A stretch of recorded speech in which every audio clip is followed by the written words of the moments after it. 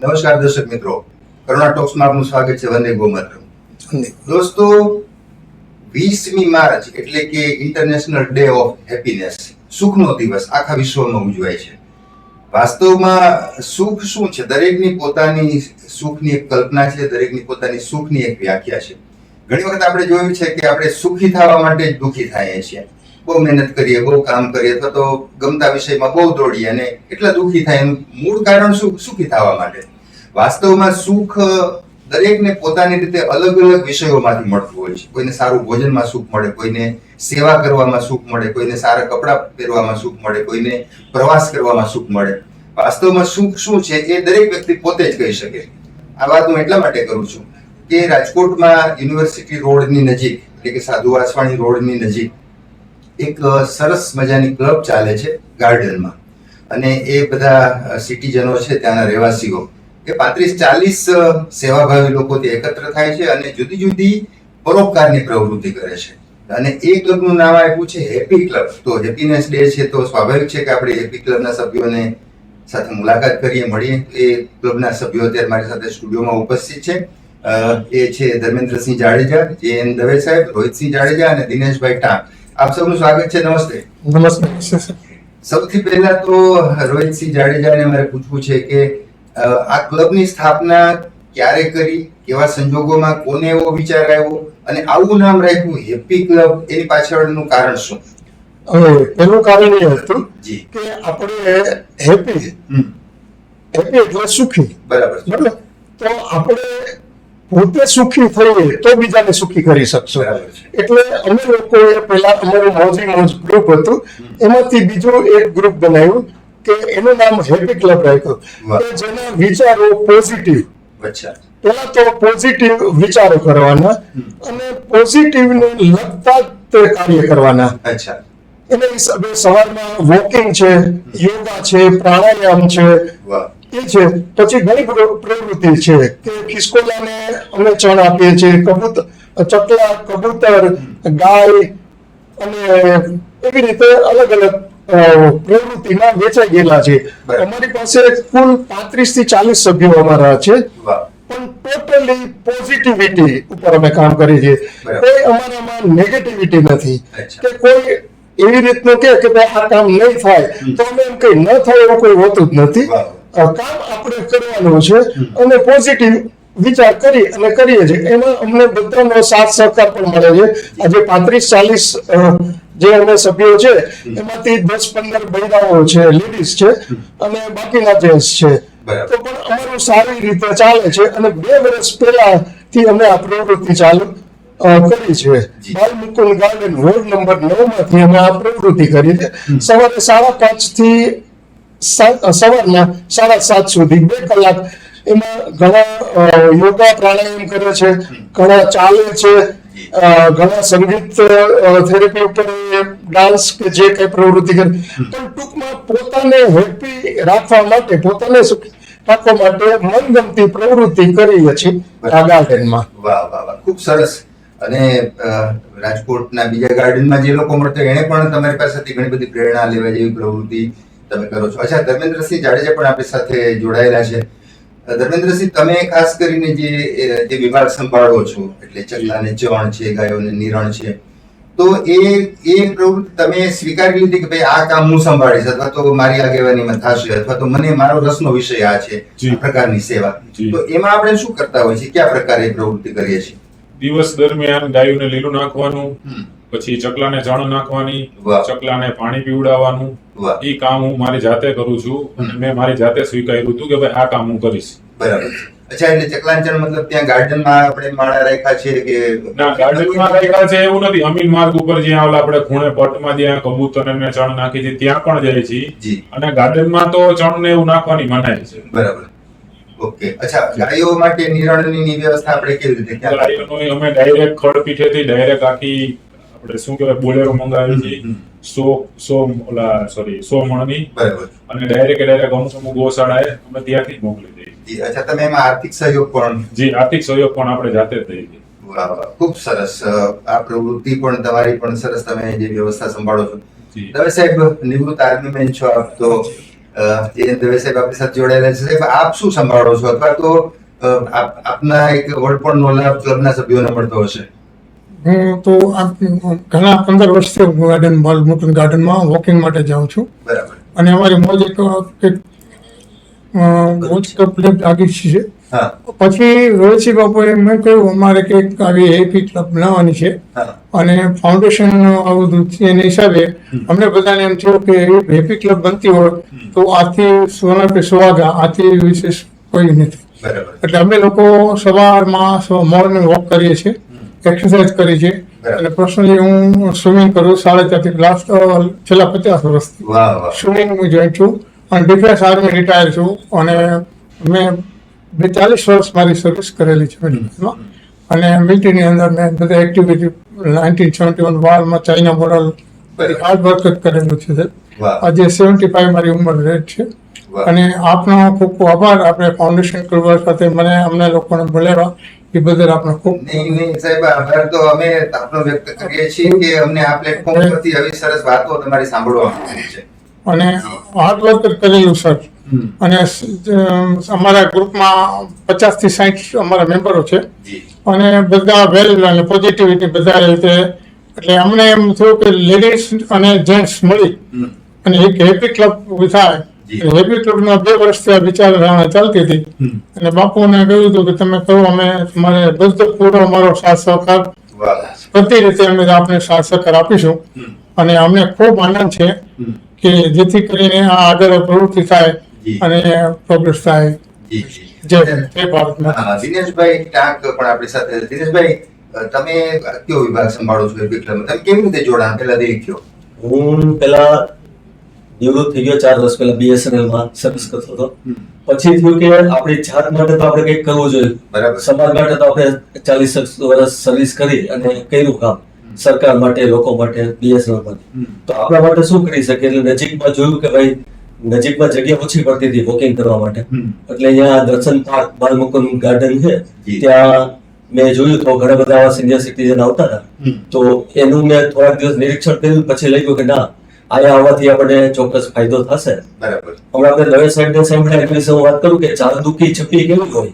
તો દવે સાહેબ બતાવો આ ગાર્ડનની અંદર આની જે સ્થાપના છે, પહેલા તો અહીંયા આખો હોકરો ને એવું બધું હતું, પણ એ પોતે સિનિયર સિટીઝન હોવા છતાં પણ સિનિયર આર્મી મેન હતા, એટલે એને સરકાર સાથે ટાઈઅપ કરી અને આ ગાર્ડનમાં ડેવલપ કરવા માટે માથે ઉભાડીને કર્યું. રોજ સવારે એ ત્યાં ગાર્ડનમાં આવે, પણ એક પણ વ્યક્તિ એવું કહ્યું કે એને એમાં મળ્યું એને જય શ્રી કૃષ્ણ કરીને પણ એ માથે બ્રહ્મદેવ છે તો હાથ આપી માથે રાખીને આશીર્વાદ પણ એ આપે છે.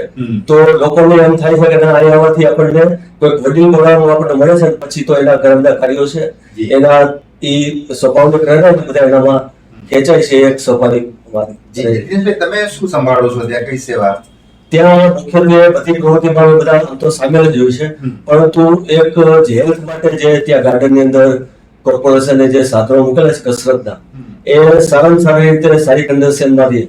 કારણ કે આખો દિવસ ત્યાં નાના બાળકોથી માંડી અને 80-90 વર્ષના બુઝુર્ગો પણ આવતા હોય છે. બરાબર. એટલે બાળકો ઘણીવાર સાધનો તોડી નાખે, કોઈ બગડી જાય, વેલ્ડિંગ કરાવવાનું હોય, તો એની અમને જાણ થાય કે તરત અમે કોર્પોરેશનમાં ત્યાં ચાવડા સાહેબ છે એને અમે ફોન કરી દઈએ, ફરિયાદ કરીએ, એટલે એ લોકો પણ આપણને બનતો સહકાર આપી અને આપણે જે કોર્પોરેશન પણ આ બગીચો ખાલી બગીચો નથી, પણ લોકોની સુખાકારીમાં કોર્પોરેશન પણ સહભાગી થઈ અને અમને લોકોને હેલ્પ કરે છે. અને બીજું કે બધા વડીલો કે જે નાની મોટી ઉંમરના પણ ત્યાં વોકિંગમાં તો સવાર આવે છે, ખાલી સિનિયર એટલે સિનિયર નહીં, બાળકોથી માંડીને મોટી ઉંમરના યંગ પણ હોય છે. તો એને પણ અમે અમારા બધા ગ્રુપના સભ્યો કેવી રીતે વોકિંગ કરવું જોઈએ, કેમ યોગ કરવો જોઈએ, કઈ રીતે કસરત કરવી જોઈએ, બરાબર. અને કઈ રીતે ખાસ તો જે આપણે બાપુએ કીધું એમ જે માનવ પ્રત્યેનું જે આપણે કરુણા છે એ કઈ રીતે બતાવવા રહે, એના જે પ્રયત્નો છે ખિસકોલીને જે આપણે વાત કરીએ છીએ કે જ્યાં નિયમિત રીતે વિપુલભાઈ કરીને ભાઈ છે એ નિયમિત પોતાના ખર્ચે વહેલી સવારે ઉઠીને એ ગોડા લાવી અને કાપી અને દરેક ઝાડની અંદર સ્પેસિફિક પોતે જ લગાવે છે. અને બીજા કાર્યકરો પણ એને તૈયાર કર્યા છે, ક્યારેક ન હોય તો એ કાર્યકરો પણ એનું કામ એ સંભાળે છે. એનાથી જાગૃતિ એવી કે ઘણા બધા લોકો પોતાના ઘર પાસેના ઝાડમાં પણ એ મકાઈ રાખતા શીખી ગયા છે. વાહ વાહ. તો તમે ક્લબના કોઈ સભ્યો એમની પાસે બેસવા જાય, કારણ કે અત્યારે બહુ જરૂરી છે કે કોઈ બીમાર માણસ પાસે બેસવા વાળું નથી હોતું આપણે શહેરોમાં, તો એ સેવા તમે સરસ આપો. એ કન્સેપ્ટ મને ખૂબ ગમ્યો. થોડી એના વિશે પણ વાત કરી દેજો. હા, એટલે હેપી ક્લબ વતી અમારા જે મેમ્બરો જે છે જી એના મોબાઈલ નંબર ઉપર કોઈનો મેસેજ આવે કે ભાઈ આ જગ્યાએ હોસ્પિટલમાં છે અથવા તો ઘરે છે, કેમ કે હવે સંયુક્ત કુટુંબ રહ્યા નથી. બરાબર. વિભક્ત કુટુંબમાં બે માણસ હોય અથવા તો 3 વ્યક્તિ હોય તો એ બધી જગ્યાએ પહોંચી નથી શકતા હોસ્પિટલ અથવા તો મેડિકલી દોડાદોડી કરે. તો અમારા સભ્યોમાં કોઈ પણ ફોન આવે તો એકબીજાની સાથે ચર્ચા કરી અને જે સભ્ય ફ્રી હોય એ ત્યાં જાય છે. અને ત્યાં જઈને પણ માત્ર ને માત્ર એના ઘરે જો જતો હોય તો માત્ર પાણી, ચા, નાસ્તો નથી અમારા ઓલામાં, બરોબર, કે અમે હેલ્પ કરવા જઈએ છીએ. બરાબર. એના માટે મુશ્કેલી ઊભી કરવા નથી જતા અને ત્યાં જઈને પોઝિટિવ વાતો કરવાની. એમ અચ્છા. કે એ બીમાર છે તો આપણે એને કેમ ત્યાંથી લાવો એવી હળવી શૈલીમાં વાતો કરીએ છીએ. આ અમારું મુખ્ય કામ છે. જી જી.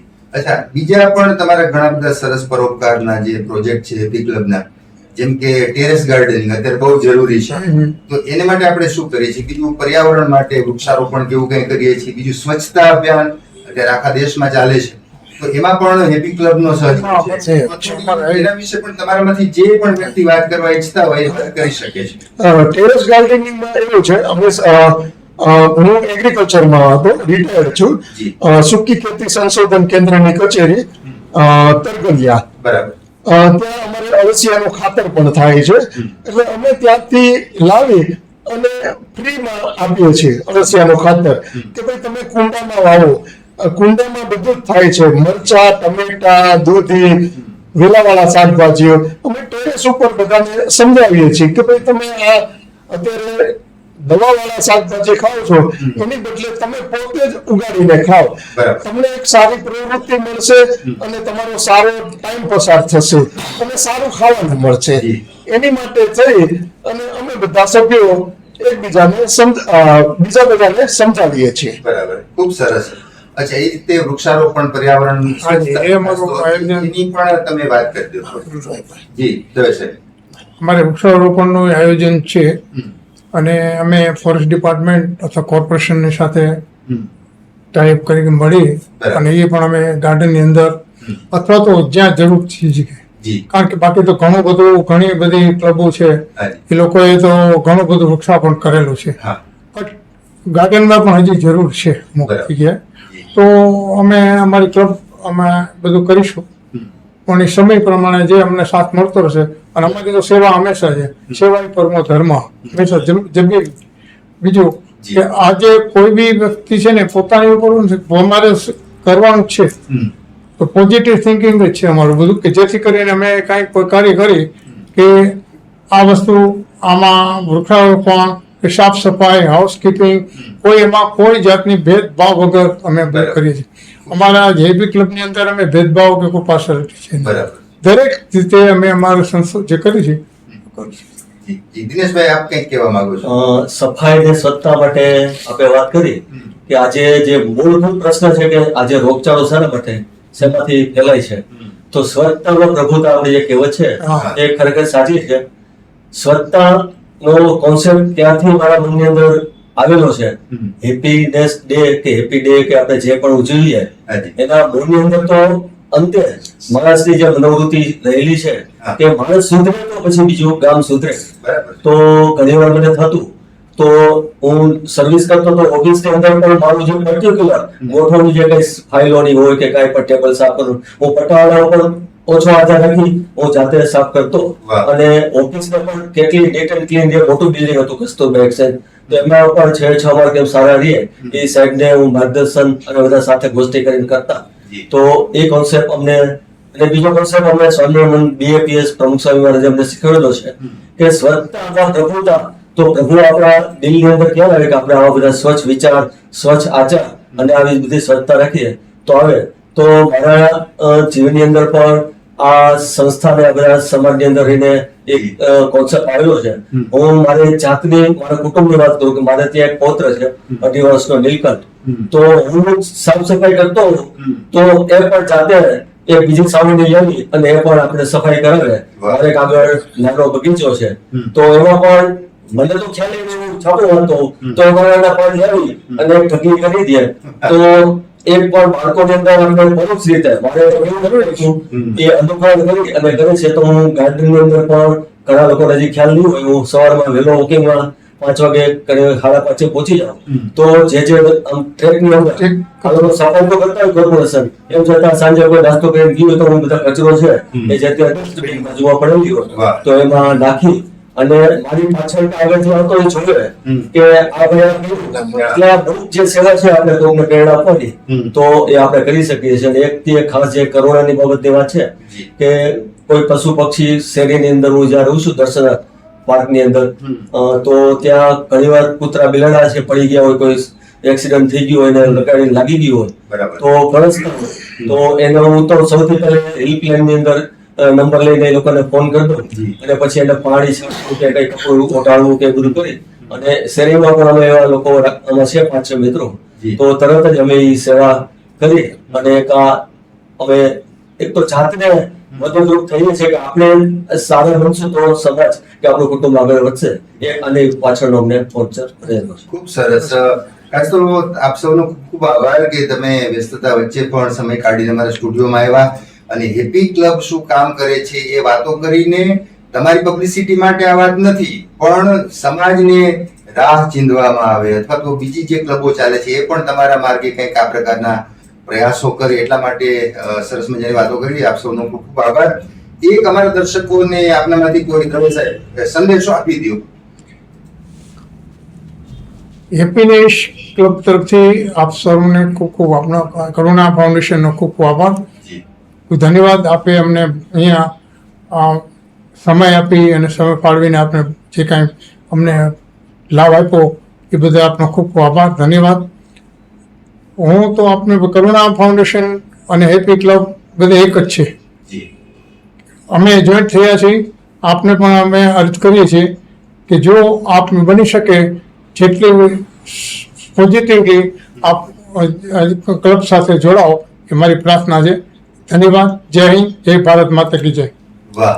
તો દર્શક મિત્રો આપણે હેપી ક્લબના સભ્યો સાથે મુલાકાત કરી અને હેપી ક્લબની જે એક્ટિવિટી છે પરોપકારની પ્રવૃત્તિ એમાંથી આનંદ મેળવો. મેં પહેલા કીધું તો એમાં દરેકની આનંદ મેળવવાની વ્યાખ્યા જુદી હોય છે. તો હેપી ક્લબના સભ્યોએ જે પોતાની વાત કરી અને સમાજની અલગ અલગ પ્રકારની સેવા કરીને એ આનંદ મેળવે છે. આપણે પણ એમની પાસેથી કંઈક શીખીએ અને આપણે પણ એવી પ્રવૃત્તિમાં જોડાઈ જેને કારણે આપણું કલ્યાણ થાય અને બીજાનું પણ કલ્યાણ થાય.